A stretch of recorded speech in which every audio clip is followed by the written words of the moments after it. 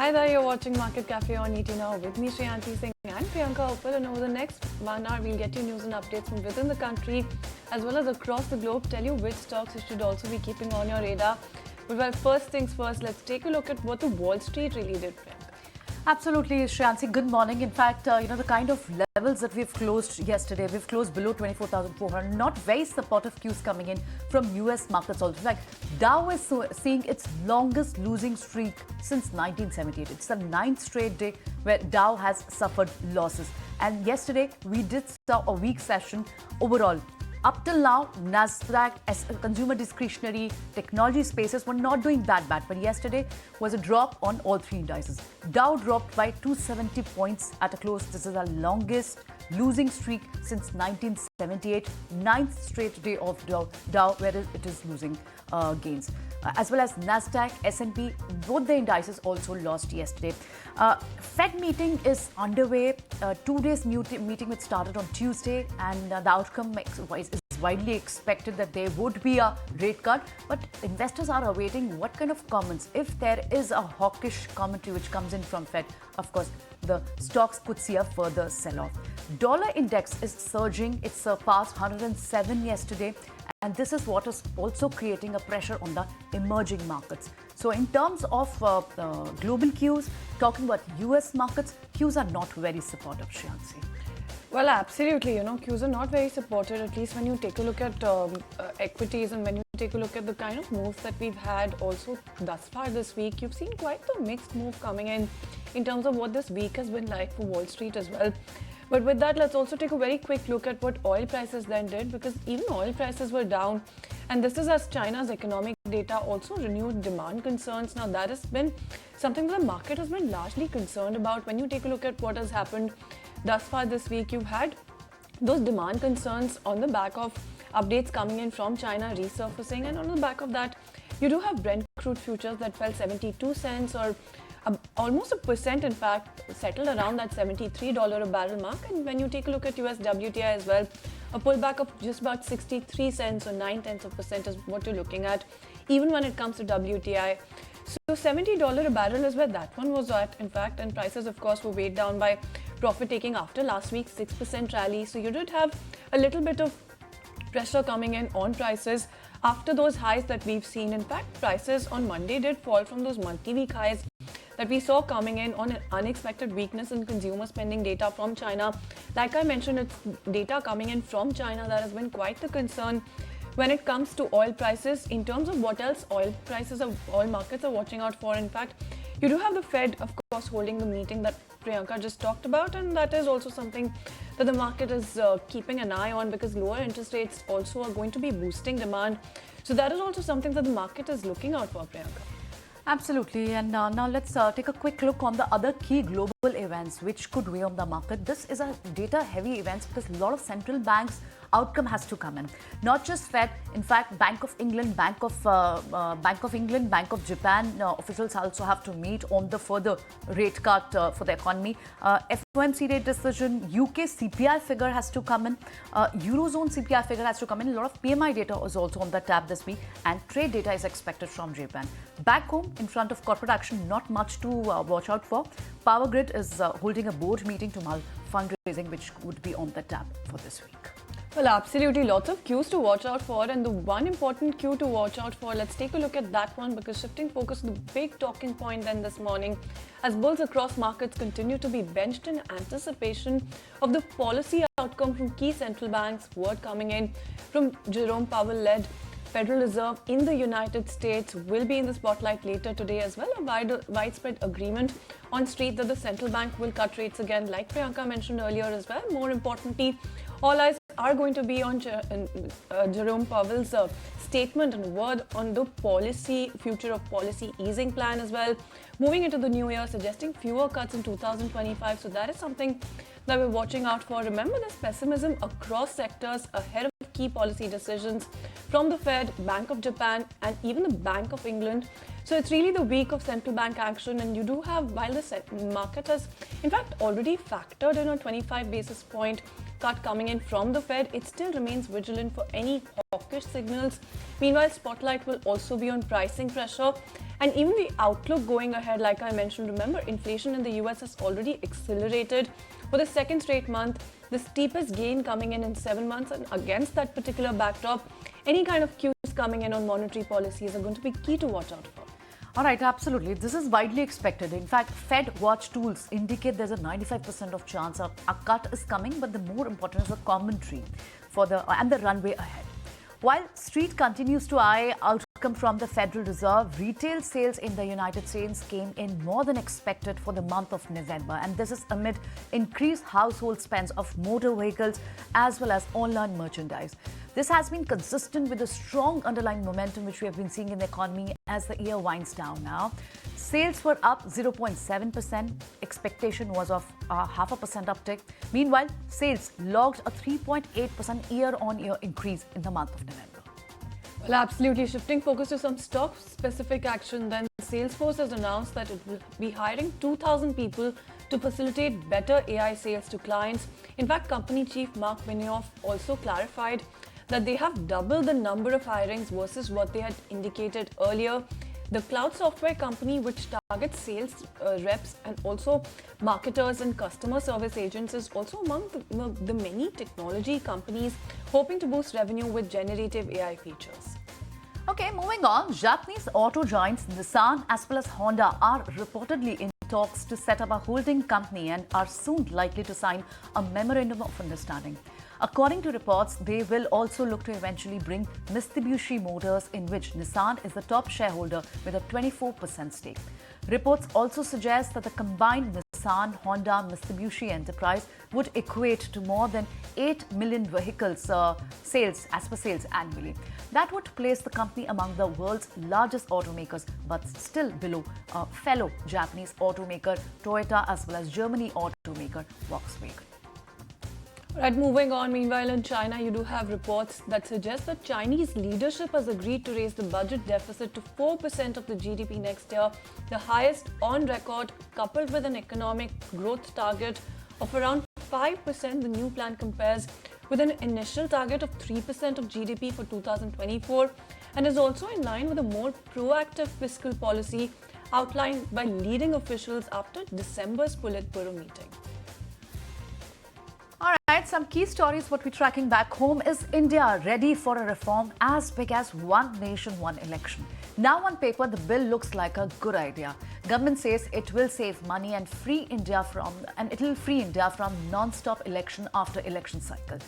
But the opposition, the bill is a legislative excess. It also adds that the bill is undermining the autonomy of states by not even giving them a say on the electoral process. It has also claimed the centre has failed the number test, with BJP and its allies managing only 269 votes in support of its initiative, while 198 MPs opposed it. The centre's biggest argument is that ONOP streamlines the election process, giving focus to development rather than continuous and frequent campaigning. And it comes as a huge cost to the exchequer. For now, the bill has been sent to a joint parliamentary committee for the detailed discussion on it, after 269 members in favour and 196 against voted. But it's an idea whose time has come. What does this mean for us as voters? Let's first get you some key political reactions on this. Beyond the 7th schedule of the Constitution is the basic structure doctrine. And that basic structure doctrine spells out that there are certain features of the Indian Constitution which are beyond the amending power of this House also.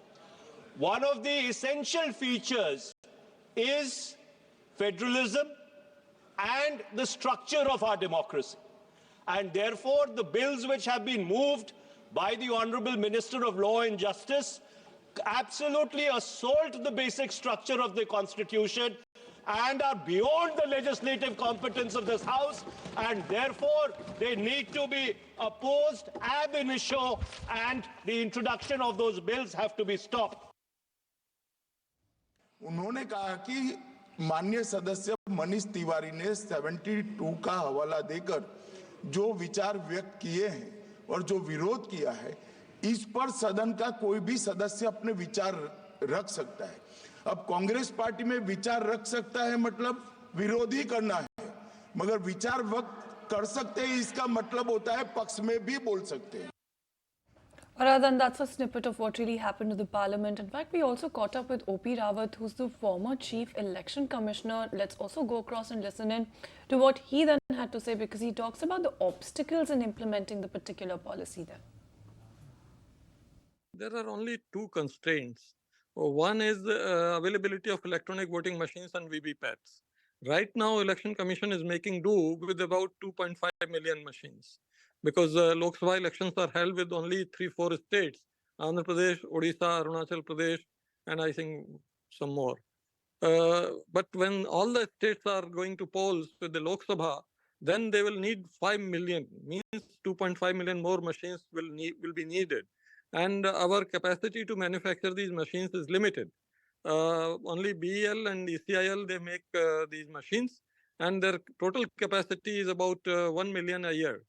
So for making 2.5 million machines, they will need at least 2.5 years, or a little more, 3 years. So that is the one constraint. Second, will not be that unsurmountable. It is availability of paramilitary forces, because these days all the political parties in states, they ask that for the polling, they need central paramilitary forces, because the state police is directly under control of the state ruling party. So every polling station should have central paramilitary force. So that will be requiring a large number of CPMF, and that can be overcome by making some recruitments. Otherwise, for the mammoth exercise, since you are doing for one election, that is Lok Sabha, just putting another voting machine would need only one more polling officer, that's all. So it will not be that difficult, because you are reaching out to every polling station during Lok Sabha. So only one more machine is to be put in every polling booth for Vidhan Sabha. So that won't be any difficulty. One more polling officer can be appointed, and it can be trained and can be done. Right, we stay for a short break here. When we come back, we get you the cues from the Asian market. Don't go anywhere.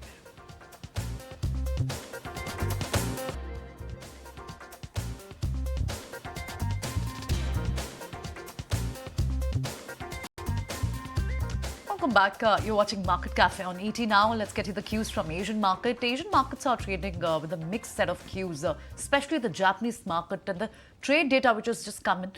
That one is weighing on the Japanese market. Now, the trade data, and this is ahead of the Bank of Japan's key decision this week. This has put the trade data has put in the numbers into a deficit only, deficit of 117.6 billion yen. But let's get you the data what has come in. Now, this week, the exports grew 3.8% in the month of November, year-on-year basis. This one is beating expectation of 2.8% increase. However, the number has put Japan's trade balance at a deficit of 117.6 billion yen. Now, this is higher than expectation for a deficit of 688.9 billion yen. At the moment, Japan's Nikkei, that one is trading with a negative bias. It's flat right now, flat to negative. However, the other markets are faring not that bad. If you talk about other markets such as South Korea's Kospi, that one opened with gains. Right now, it's trading, okay, it's 0.5% down now. This one has changed, as well as Australia's ASX 200. That one was trading with a positive bias. It is up by 0.3% right at the moment. So, mixed set of cues coming in from Asian market, and what GIFT Nifty is indicating is also a muted start. We've already closed below 24,400, and there's a downward pressure, it seems, with the kind of action that we've seen from the F&O space. Let's see, are we in for some consolidation? Is there going to be a pullback, or we continue to trade with a downward pressure, Shansi? Well, absolutely. You know, it's not a very strong handover, even when you take a look at the handover coming in from the US. So let's see how that really pans out for us. But on that note, let's also get a quick check going on the power pack lineup that we have for you on the market at 9 a.m. We'll be in conversation with Rahul Bharti, Executive Director, Corporate Affairs at Maruti Suzuki India, to discuss their production pipeline and to decode the outlook for 2025. Ajay Srivastav, CEO at Dimensions Corporate Finance Services, will be talking to us about his expectations for the markets. And at 9:30 then, R. Mukundan, MD and CEO at Tata Chemicals, will be decoding the growth roadmap of the company. At 9:50 then, Suvankar Sen, MD and CEO at Senco Gold and Diamonds, will be discussing the rising gold imports with us. And at 10 a.m. then, Manoj Verma, CEO Bikaji Foods International, will be discussing whether or not they have more price hikes on the cards as well. So keep an eye on that power pack lineup that we have for you on the market then. All right, with this...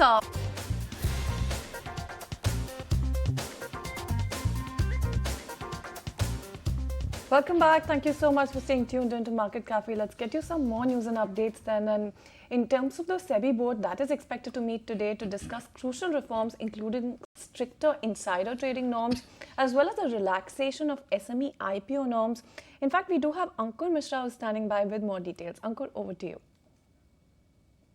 Yes, SEBI may consider insider trading norms as well as SME IPO norms in the current board meeting. Now, what we have understood is that there is a proposal to enhance the size of the application, minimum size from rupees 1 lakh to 2 lakh to kind of keep a barrier for retail. Apart from that, new rules could also simplify processes, and the idea is to have more SME listings, but in due process. Remember, there has been problems particularly in SME IPO, and regulator has warned for frenzy in SME IPOs, and therefore checks and balances needs to be improved, and hence there may be a discussion on SME IPOs in the current board meeting, and that may also introduce a drawdown allotment method for non-institutional investors. Apart from that, allottees may also be increased from 5 to 200, and that proposal is likely to be discussed. There is also a proposal of extending the applicability of provisions of relating to LODR regulations, and that may include the listed SME players, which was not there earlier. And if we talk about other things, the insider trading rules may see stricter measures as far as unpublished price sensitive information is concerned, which is widely called as UPSI. So those norms may also include change in ratings, decision on the proposed fundraisings, agreements that impact the management and control of the company, fraud, etc. So the horizon of UPSI may be increased, and all these discussions will happen in SEBI board meeting. Thanks, Ankur, for sharing those exclusive details. What could be the possible agenda? But in the meantime, SEBI has also issued a circular on ODIs as well as on FPIs. According to this circular, FPIs are allowed to issue ODIs, that is only via separate dedicated FPIs registration. FPIs shall not hedge ODIs with derivative positions on the stock exchanges in India. This is what is largely in the circulars. But Anurag Joshi is joining in with more details on this circular. Anurag. Markets Regulator, Securities and Exchange Board of India has unveiled rules on offshore derivative instruments that also include participatory notes that are issued by foreign portfolio investors to their clients. Foreign portfolio investors are allowed to issue ODIs only via a separate dedicated FPI registration, and the FPI shall not issue ODIs with derivatives as the underlying. The foreign portfolio investors shall not hedge ODIs with derivative positions on stock exchanges in India, and the ODIs shall only have securities other than derivatives as an underlying. ODI shall be fully hedged with the same securities throughout the tenor and shall fulfill the disclosure requirement on equity holdings of ODI subscribers as a registered FPI. The markets regulator has come out with the circular as it also wants to address any kind of systemic risks that foreign portfolio investment in India through the ODI route can pose. In this regard, the ODIs issuing FPIs and the depositories are to track the use of 3% limit for the firms, and that is for without an identifiable promoter. And when the 3% limit is met or is breached, the depositories are to make the information public before the start of the next trading day. All right, thanks Anurag for getting us all of those important details. Tell you what, let's get a quick check going on gold because gold is the one that slipped under pressure from a strengthening US dollar as well as climbing treasury yields. Now that is the picture that is emerging, at least as far as spot gold is concerned, but you do have the festival season as well as weddings that have led to a 331% surge in India's gold imports just last month.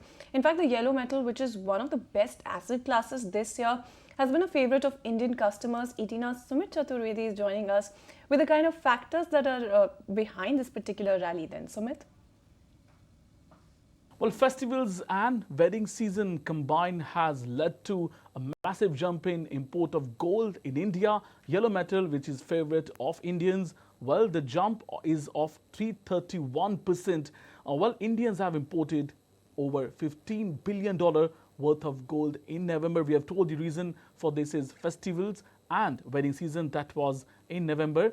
And if you look at further figures, overall FY25 April-November gold imports have jumped 49% to $49 billion. Well, that is for April to November period. If we talk about gold prices, they have jumped 23% so far this year and trading at around 78,350 rupees per 10 gram. Well, India imports gold from a host of countries, but the major being Switzerland. 40% of gold is imported from Switzerland, 16% from UAE, 10% from South Africa.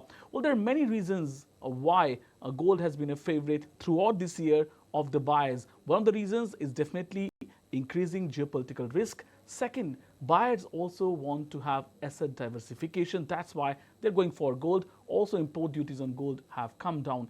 There are reasons why gold imports have surged. It has always been a favorite of Indian buyers, but in November especially, it has gone up to a record 331% jump in gold imports. That is a reason. That is why India's current account deficit has also jumped in November. That's right, Sumit. This is what has ballooned the trade deficit also. But do stay with us. We have another story for our viewers, and that is that one coming in from aviation regulator DGCA, which has issued a show cause notice to Akasa Air for violation of norms related to the airline's operations manual. This is a second show cause notice issued by the regulator to the airline in the month of December itself. Sumit, tell us more details on this as well. Well, India's newest airline, Akasa Air, now it is facing troubles from regulator DGCA, which has given a show cause notice to airline within a span of around 10 days. This time, the show cause notice pertains to operational manual. There was a mandatory timeline when the operational manual has to be revised. It's of 6 months. This was not done, and that's why DGCA has issued a show cause notice to Akasa Air. Well, earlier also Akasa Air was given a show cause notice. It is an airline that is now expanding very fast, but it has seen troubles linked to pilots also, which had taken their complaints to DGCA regarding some partisan behavior of the head of the pilots. So this was the time when Akasa Air was facing troubles. But today also, DGCA issued a show cause notice to Akasa Air regarding this problem with operational manual. Well, absolutely, Sumit. Busy day coming in for you. Lots of updates to cover bright and early this morning. So while you're with us, in an attempt to ramp up sales and as part of the stock clearing exercise, luxury car makers are offering attractive discounts on luxury cars. The discounts range from 5 lakh to 15 lakh rupees.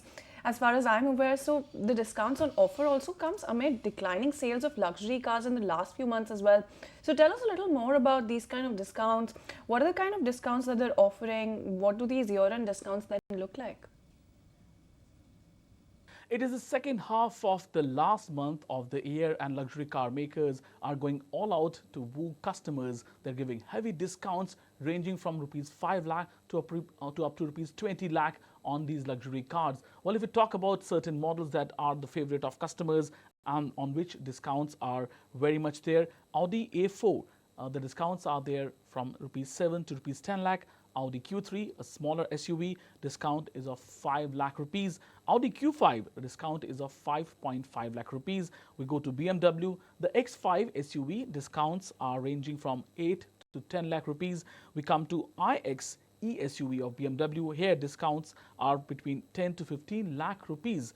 We come to Merc, here GLC SUV, rupees 5 lakh discount, and Merc C200 rupees 9 lakh off. We must tell the viewers that it can increase if you negotiate well with your dealer, because he's in a desperate bid to clear the inventory. That's why they're selling all these cars at a massive discount. The car makers of luxury cars have announced price hikes from January, but they want to clear all stocks in December. That's why massive discounts are coming. They range from 10 to 20% of the average selling price of car, and it is across the country. So all these big luxury car players, Mercedes, Audi, BMW, JLR, giving maximum discounts right now. One of the reasons is definitely an impending slowdown, and the other is that dealers are desperate to clear inventories. All right, thanks very much, Sumita, for all the details on those stories that you've covered. Moving on, Ola has again started the 10-minute food delivery in Bengaluru, which is again under the same name, Ola Dash. Dash is available on Ola app. Sumita is joining us with more details on that. Yes, in fact, Ola Consumer has launched Dash, which is a quick 10-minute food delivery offering that marks really its entry into the quick commerce or quick food delivery category. The feature is currently available for users and consumers in Bengaluru. In fact, it is live with restaurants like EatFit. In fact, we did reach out to Ola for an official comment on this, but Ola Consumer has really not responded to ET Now's queries. Remember, the Bhavish Agarwal-led company had earlier launched its quick commerce offering with the same name under Ola Dash. However, it was shut down in June 2022, citing the company was reorienting its Ola Cars business to focus more on strengthening the core offering, the go-to-market strategy for Ola Electric. In fact, in 2016, it shut down Ola food delivery business, Ola Cafe, which had a delivery promise of 20 minutes. And that really was due to stiff competition from other food delivery businesses. But now it's made that foray. In fact, if you remember, just yesterday, another food delivery underdog, Magic Pin, also announced the launch of its 10-minute food delivery offering, Magic Now. And that service is available in Delhi, Mumbai, Pune, Bengaluru, Hyderabad, and other cities. Now, the quick commerce space and the quick food delivery space is hotting up in how. You have Zepto through Zepto Cafe, Swiggy through Bolt, Zomato through Bistro by Blinkit. And of course, the growing popularity of 10-minute food delivery really stems from consumers' preference for faster delivery, for quicker timelines, and is only expected to explode and expand even further to many more players who are looking to enter the segment. Well, absolutely, Sumita. Well, Priyanka, it does look like the quick commerce space and the food delivery space is really heating up at this point. Yes, the war is more intense now.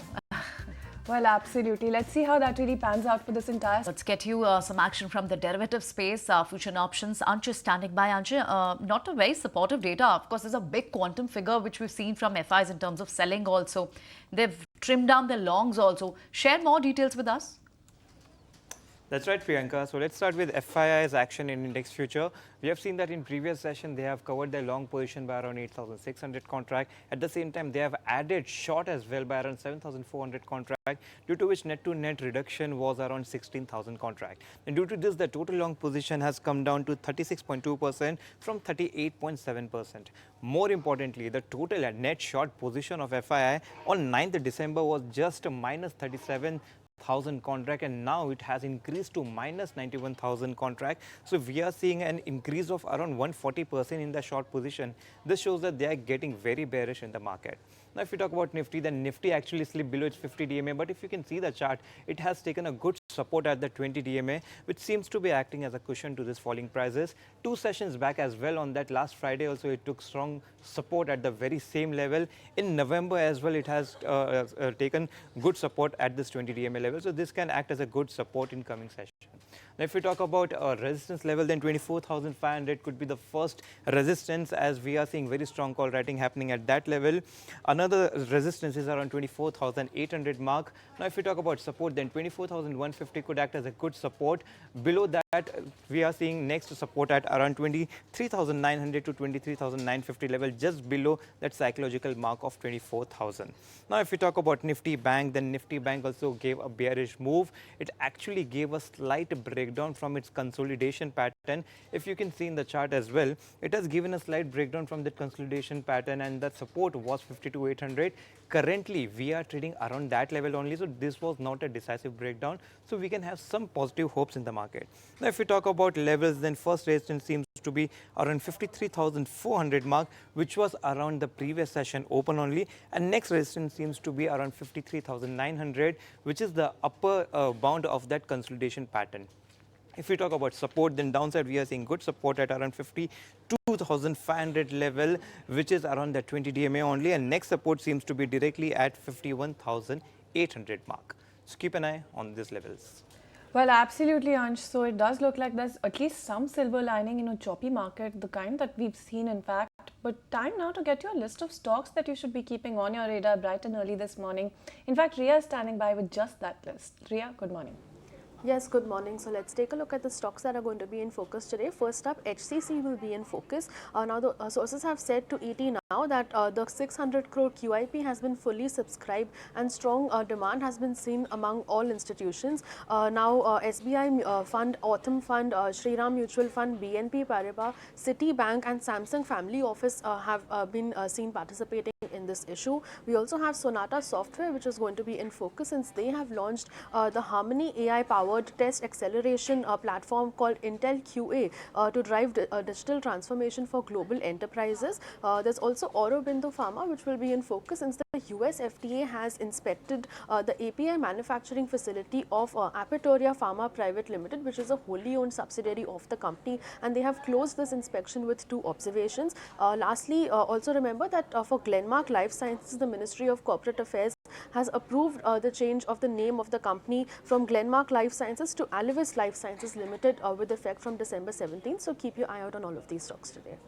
So these were the list of stock, but one special mention to another stock. Ria, do tell us about Viatec Wabag, the crucial order. This could be in focus as Saudi Arabia has cancelled the Mega Sea water desalination plant order. Tell us how much harm it can bring to the stock. Well, absolutely. So for Viatec Wabab, the Saudi desalination plant order has been cancelled, and the quantum of this order was $317 million or rupees 2,700 crores. Now, if you take a look at the details of this order, this was for a 300 MLD mega seawater desalination plant situated in Saudi Arabia, and this EPCC contract included the scope of design, engineering, supply and construction of this mega plant, which was to be developed on a greenfield site. Now, this order was initially announced in September of this year, and yesterday in an exchange filing, the company has said that the customer has notified all the tender participants on the 16th of December that the tender now stands cancelled pursuant to the internal administrative procedures, and as of now the company is engaging with the customer to understand the reasons behind this decision. If you take a look at the order book of the company, currently it stands at rupees 14,600 crores, but the EPC order book specifically is rupees 7,954 crores, and the overseas order book is just about rupees 5,298 crores. So in terms of that, this 2,700 order was quite significant for the company. Now, in terms of the valuation, the stock trades at a 33 times of the PE, and in the last 1 year, the stock has gone up around 194%. But in today's trade, we will watch out to see how the stock reacts. Well, absolutely. Watching by to see how that particular stock reacts then. But it's time to take a look at some more news and updates. Then AMFI is expected to announce its semi-annual stock recategorization likely in the first week of January 2025. Ahead of the announcement, in fact, you do have Novama Alternative Research that has already released a list of potential changes. In fact, Sharath is standing by with just that list. Sharath, over to you. Well, yes, as per Novama Alternate, the semi-annual category of mutual fund is coming out, and interestingly, the cutoff period will spanning from July 1st, 2024 till December 31st. Now, overall, the announcement is expected to happen in the first week of January, and the categorization will take place from 1st February 2025. So, important stocks which should be in focus, especially as a large cap entrant. These names include CG Power, RVNL, ICICI Prudential, Polycab, Cummins India, Info Edge, and also the newly listed players such as Hyundai Motor, NTPC Green, Bajaj Housing, and even Swiggy coming to the list. Now there are some stocks which can move from large cap to mid cap. These names include NHPC, Shree Cement, Adani Total Gas, Bank of India, Canara Bank, also Mankind Pharma, GSPL, IndusInd Bank, and also Apollo Hospital Enterprises. Certain stocks which are potential mid-cap entrants, these names include 361 Wealth Asset Management, Keynes Tech, Aditya Birla Fashion, Vari Energies, which was newly listed, and also Premier Energies and Vishal Megamart, to name a few. Interestingly, newly listed Ola Electric also might make it to the list of the mid-cap entrants. Now, there are certain stocks which might be actually falling from mid-cap to the small-cap segment, and these includes ITI, Delivery, Poonawalla FinCorp, Gland Pharma, Hindustan Copper, Medanta, Bandhan Bank, and even MRPL. Now, do remember, whenever these categorizations happen, this happens as a definition only. There are no inflows or outflows as such, but they serve as an important barometer for mutual fund managers for their schemes as well. Very much, Sharad, for all those details. Quite many names which are making it, the new entrants which are making to the list for large caps especially. Thanks very much. Time now for some interesting opinion on the markets. Will it be another year of the broader market outperformance, or will the large caps finally assume center stage? Here out opinions from Mihir Vora, Shankar Sharma and Gautam Shah. If we really want to participate in India's growth story in the in the higher growth segments of the economy, then we have no choice but to look at mid caps and small caps, and I think that's what the market's changing. I am a votary, table thumping believer in small caps.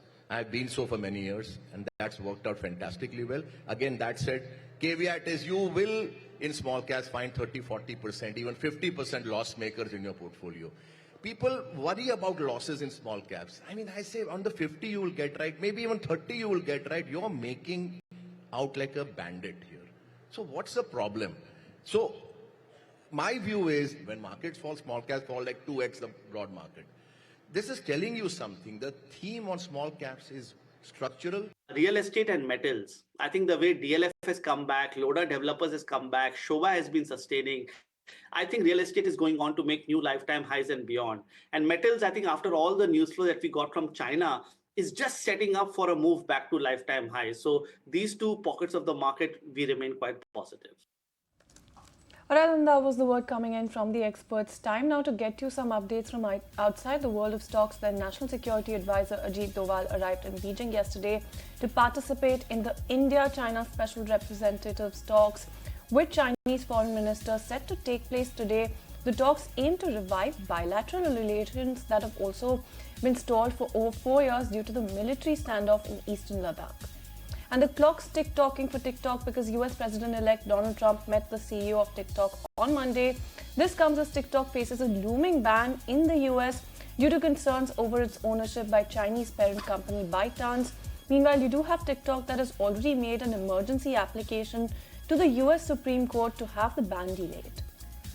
All right, talking about some weather updates. Fog covers skies in Delhi NCR. Minimum temperature drops to 5 degrees in national capital. Meanwhile, several parts of northern as well as the eastern India continues to reel under cold wave conditions as minimum temperature further plunged. IMD has predicted dense fog conditions during late night and early morning hours in isolated pockets of Haryana, Chandigarh and Uttar Pradesh.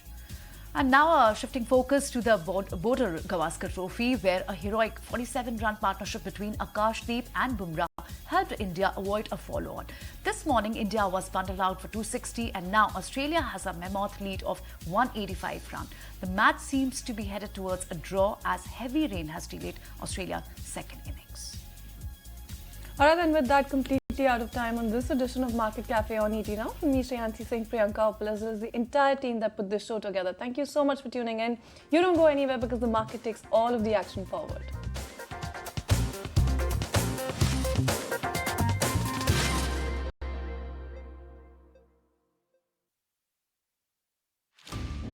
If you like this video, then like, share and subscribe to ET Now.